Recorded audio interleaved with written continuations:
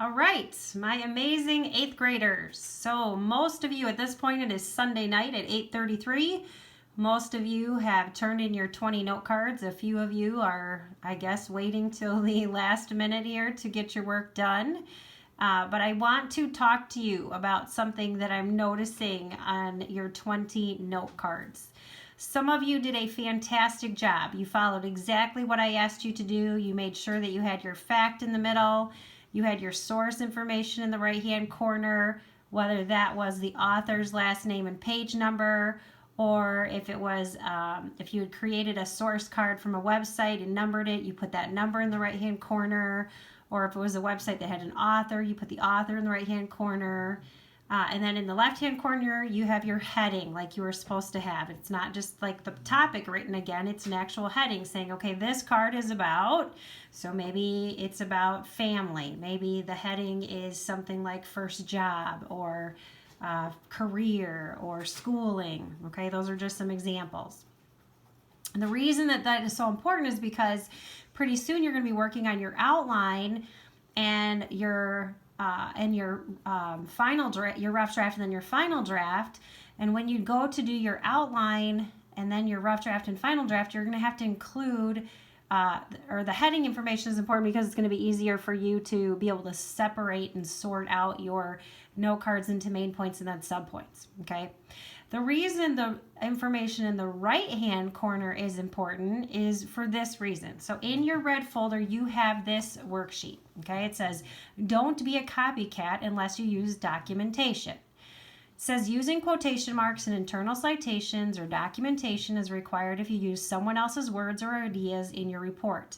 Trying to pass off someone else's words as your own is called plagiarism. It's illegal.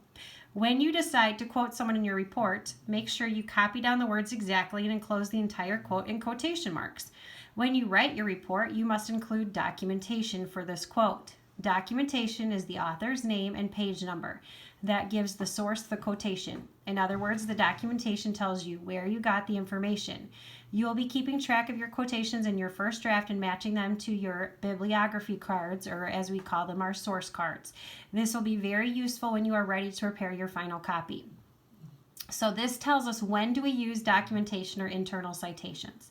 I'm going to give you the short of it. The short of it is if you wrote it on a note card, you have to use documentation.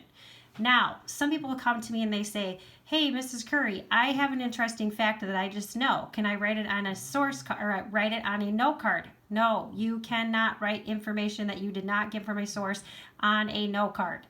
I've had students in the past write, he was born on such and such a date, and in the right-hand corner they wrote my brain. No, that doesn't work. Please don't do that, okay? All right, so like I said, the short of it is if you took it from a source, you will have to document it, use an internal citation in your paper. Okay, so these are some of the common rules. Always use documentation or internal citations and quotation marks when giving a direct quote. Okay, this means copying the exact words from a source. Use an internal citation, also known as documentation, each time you are rephrasing somebody else's idea that contains opinion or a theory that is not considered common knowledge. Now, here's where it gets tricky. At this point, being that you have not experienced a lot of life, it is very difficult for you to determine if something is common knowledge or not. So for that reason, you have got to use documentation. You cannot just go on your own thoughts of, well, I think everyone should know this, or no, people shouldn't know this. So if it's on a note card, we are going to use documentation. So statistics that are not common knowledge require documentation. Example, in 1975, more baby girls were named Jennifer than any other name. This little known statistic would require documentation. Statements that appear to be contrary to popular belief also require documentation. For example, soft drinks are consumed by more adults at breakfast than is milk. This seems like an inaccurate statement, so it would require documentation. Now, this is, I keep this in here and there's a reason. It says, do not document rephrasing information that is considered common knowledge, okay? It says dinosaurs have been extinct for over 70 million years, okay?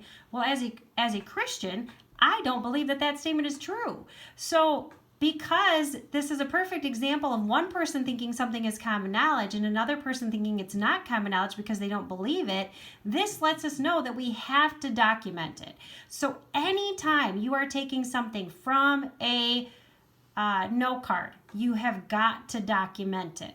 Okay, so this is where what was in the right-hand corner of your note card, author's last name and page number would be put there, okay?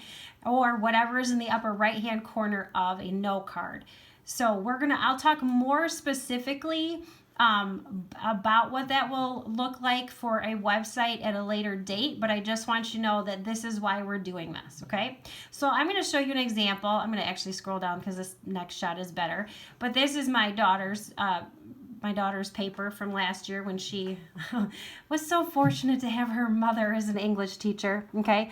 So if you look here, you see right here, as I'm circling it with my mouse, okay, you see that she has parenthesis, Tyndale, parenthesis, okay? So that was the first thing that was on her source card. It was probably from a website, and so now that is what goes at the end of her sentence, okay? Then moving down, oh, actually, no, this was actually from a Bible. And so when you're sourcing the Bible, you use the publishing company first, okay? Then we have Wikipedia contributors. Then Hamilton is the author's last name, and then the page numbers of the books. And then Hamilton 35, Hamilton 31. Okay, so at the end of every sentence, she is going to put the author's last name and the page numbers, okay?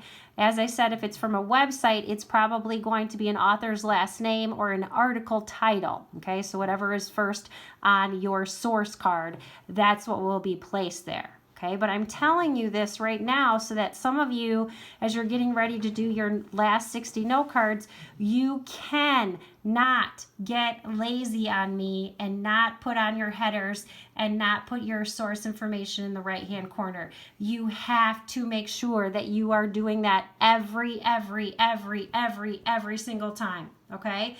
Please, please, please, please, please make sure that you are doing that, okay? And like I said, this is not out of Mrs. Curry trying to be annoying. This is out of Mrs. Curry trying to save you from being super frustrated when it comes time to do your rough draft and your final draft, okay?